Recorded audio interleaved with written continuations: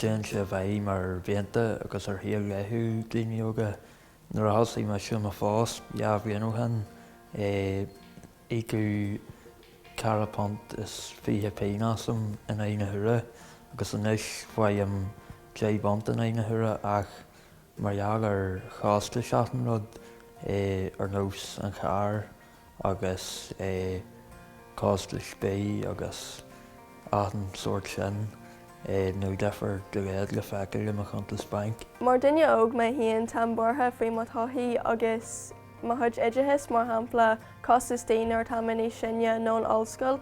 Agus I mhil híonn is féidir leis an rialtas páirtmhór ghlacu ag chur daoine óga ar suamhnas nach strasmhór a todhchaí.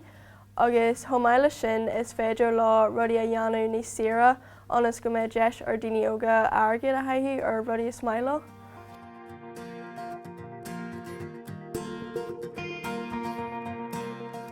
Tá mé burtha faoin Costas Maireachtála sa lá an Iúir. Ag dul seach ag na óscoil inis caiim ag beag smaoiní faoin airgid.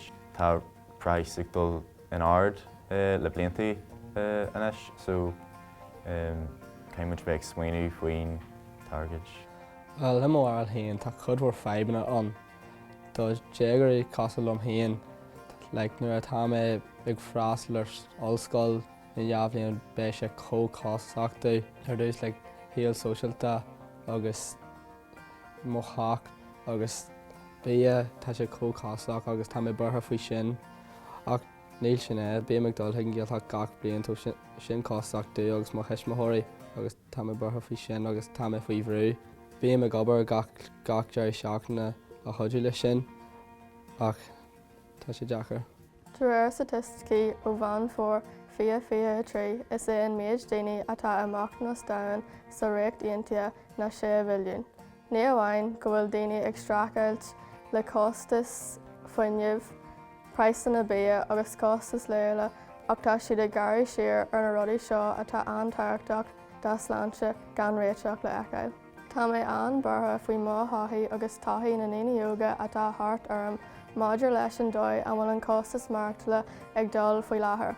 Nílas agam a mbeadh deis agam fannacht I mo thír dúchais nó a mé orm dullar imimecha costal le neart daoine óga timpeall orm margheall nach bhfuil siad ábalta Maireachtála seo. Ba chóir don rialtas rud ag an dhéanamh sula bhfuil sé rómháil.